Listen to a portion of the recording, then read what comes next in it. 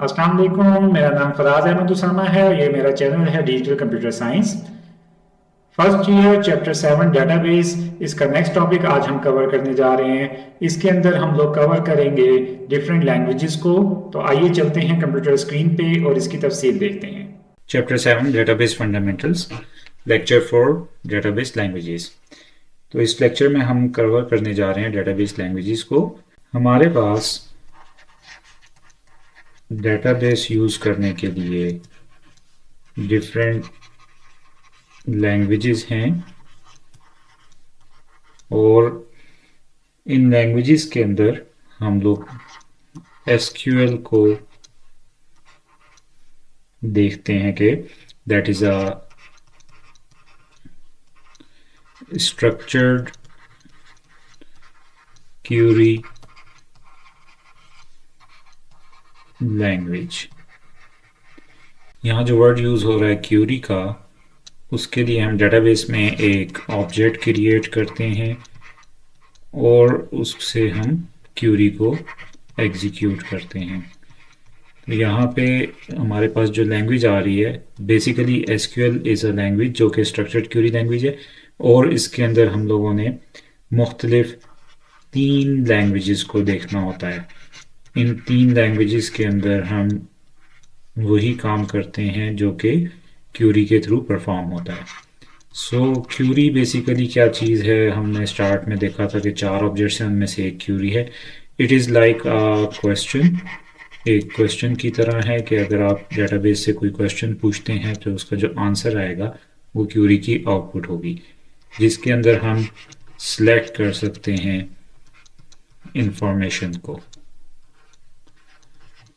That means के selected information हमें query से रिजल्ट में मिलती है।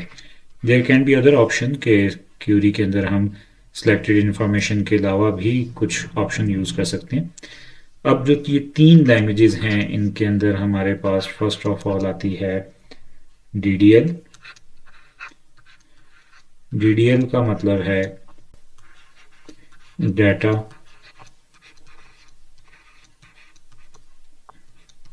Definition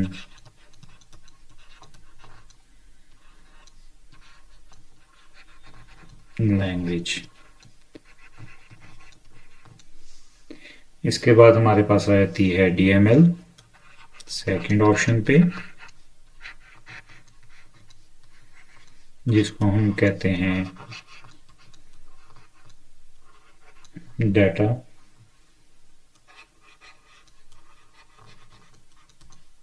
manipulation language. एंड इसके बाद थर्ड नंबर पे हमारे पास आ जाती है डीसीएल, जो कि एब्रीवेशन है डाटा कंट्रोल लैंग्वेज। सो ये 3 लैंग्वेजेस हैं, उसको हम वन बाय वन देखेंगे कि इनके अंदर क्या ऑप्शन आते हैं हमारे पास। फर्स्ट ऑफ ऑल हम देखते हैं डाटा डेफिनेशन लैंग्वेज को, डीडीएल। यहाँ पे डीडीएल हमारे पास एक ऐसी लैंग्वेज है जो कि डिफाइन करती है किस चीज़ को। इसके अंदर हम डिफरेंट डाटा स्ट्रक्चर्स को डिफाइन कर सकते हैं। अब ये डाटा स्ट्रक्चर्स किसके हैं? डेटाबेस के हैं।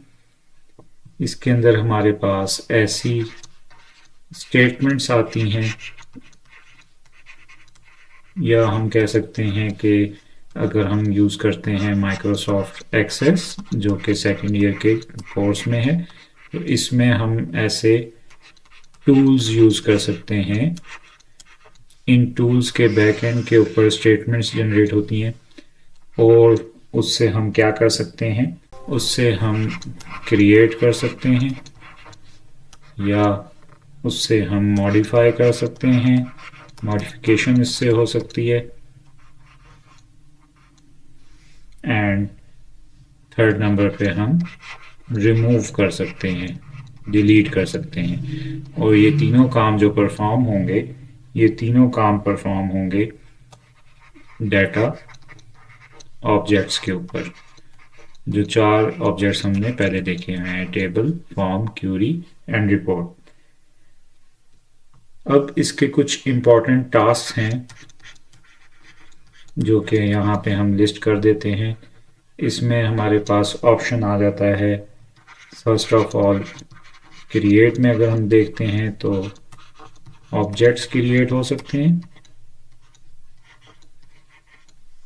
और ये ऑब्जेक्ट्स किसके होंगे? डेफिनेटली ये ऑब्जेक्ट्स होंगे डेटाबेस मॉडल के। सेकंड नंबर पे अगर हम कहते हैं कि मॉडिफाई इसके थ्रू किया जा सकता है, तो ये मॉडिफिकेशन किस चीज़ की अप्लाई होगी? स्ट्रक्चर की अप्लाई होगी, और that structure will also be of a database. Then third number पे हम कहते हैं कि डिलीट किया जा सकता है, और जब डिलीट की बात आती है तो ऑब्जेक्ट्स को डिलीट किया जा सकता है, जो कि अगेन डेटाबेस के ही ऑब्जेक्ट्स होंगे। इसके बाद हम देख लेते हैं डेटा मॉडिफिकेशन लैंग्वेज, जिसको हम DML एब्रीवेट करते हैं। इसके अंदर हम यूज़ करते हैं, या इसको यूज़ किया जाता है मैनेज करने के लिए, या इसको हम कह सकते हैं कि इसको हम यूज़ करते हैं मैनिपुलेट करने के लिए। मैनेज भी करेंगे और मैनिपुलेट भी करेंगे, ये दोनों काम डाटा पे परफॉर्म किए जाएंगे। यहाँ पे अगेन हम कुछ इसके इम्पोर्टेंट टास्क देख लेते हैं कि इसके अंदर कौन कौन से टास्क आ सकते हैं। इसके अंदर सबसे पहले रिट्रीव किया जा सकता है डाटा को, और ये डाटा कहाँ पे होगा? ये डाटा डेटाबेस में होगा या टेबल के अंदर होगा। देन सेकंड ऑप्शन पे हम इंसर्ट कर सकते हैं, दैट इज अगेन डाटा को। अब इंसर्ट का जब ऑप्शन आ रहा है तो हम एंटर कर रहे हैं, और ये भी टेबल के अंदर होगा। यहाँ पे जो रिट्रीव का ऑप्शन है, इसका मतलब है कि हम उसको एक्सेस कर रहे हैं या हम उसको रीड कर रहे हैं किसी भी फॉर्मेट के अंदर। देन इंसर्ट होने के बाद हम उसको अपडेट कर सकते हैं, जो कि मॉडिफिकेशन होती है। इसका मतलब है कि अगर कोई एग्जिस्टिंग डाटा है, इंसर्ट किया हुआ है उस डाटा को पहले से, उसके अंदर हमने कोई चेंजिंग करनी है तो वो भी टेबल के अंदर ही चेंजिंग परफॉर्म होती है। एंड फाइनली हम डिलीट कर सकते हैं।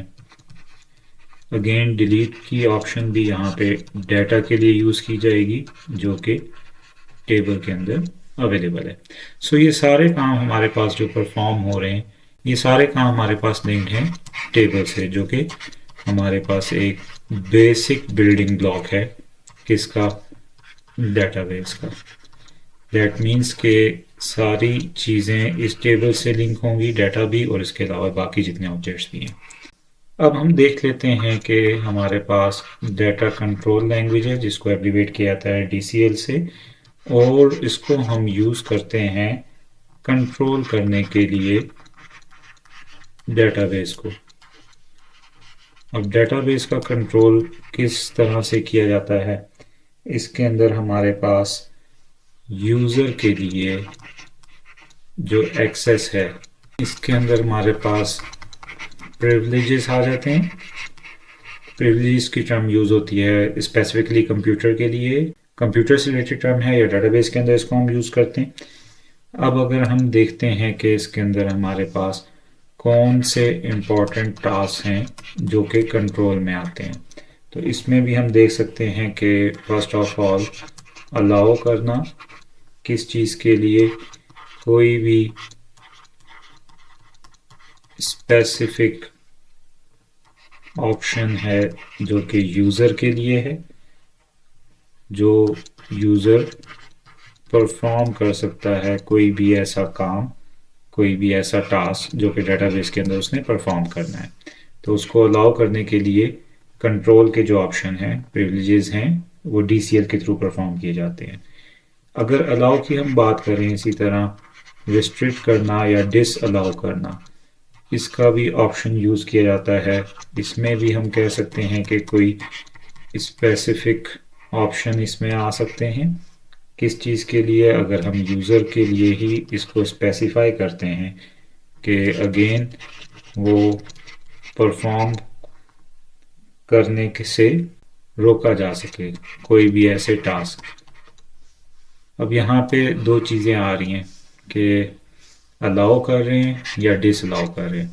लाइक अगर हमने user name and password allow किया है एक यूज़र को, तो वो उससे डाटा को लेट से एंटर कर सकता है, लेकिन हम कहते हैं कि वो उससे डाटा को रिमूव नहीं कर सकता। तो अलाउ है एंटर करना और डिस अलाउ है रिमूव करना।